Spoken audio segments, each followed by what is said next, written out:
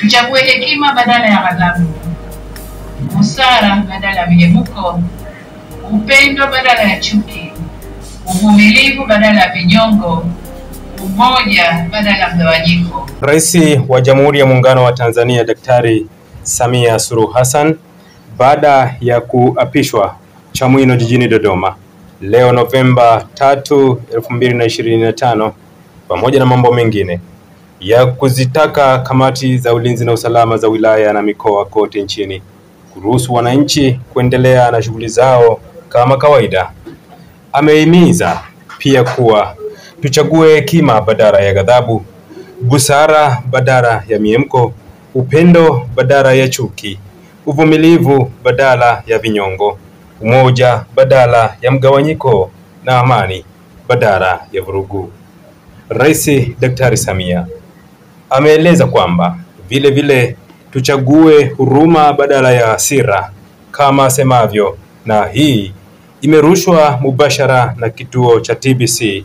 Karibu tuungane kumsikiliza na kutafakari kwa pamoja. Tukumbuke hii ni Nyikani TV Africa na langu jina ni Godoni Karurunga. Karibu na uwe na wakati mwema. Tuchague hekima badala ya ghadhabu, busara badala ya mihemuko, upendo badala ya chuki, uvumilivu badala ya vinyongo, umoja badala ya mgawanyiko na amani badala ya vurugu.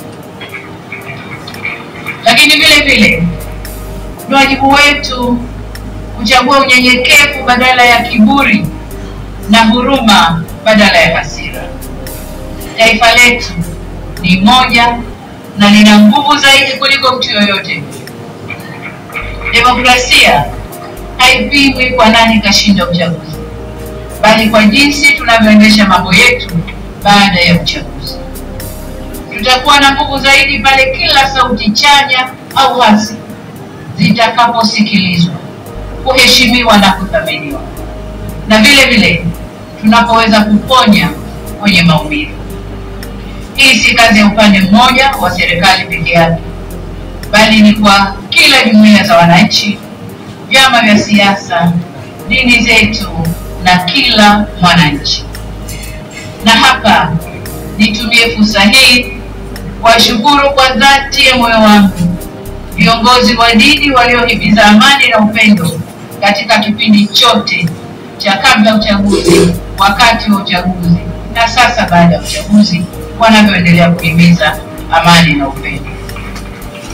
Ndugu zangu, nimeamua kutumia jukwaa hili leo kushukuru na kupongeza kwa kumaliza uchaguzi, kuhimiza umoja na mshikamano wa kitaifa, na kusisitiza kwamba Jamhuri ya Muungano wa Tanzania kama taifa ni muhimu zaidi kuliko matakwa binafsi ya mtu yoyote.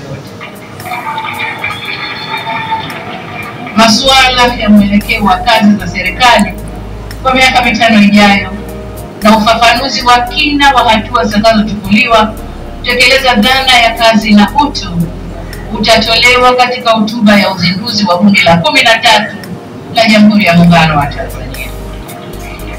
Baada ya kusema hayo, niwashukuru wote kwa kujumuika nasi kwenye tukio hili muhimu na la kihistoria. Nimepokea pongezi kwa heshima kubwa, na sasa safari ya kuwatumikia Watanzania kwa kipindi cha pili cha awamu ya 6 inaanza rasmi. Nawashukuru wananchi wote wa Tanzania, na ni imani yangu kwamba tutashirikiana ndani ya safari hii. Asanteni sana kwa kunisikiliza. Mungu ibariki Afrika, Mungu ibariki Tanzania. Amen, amen, amen. Asante sana mheshimiwa.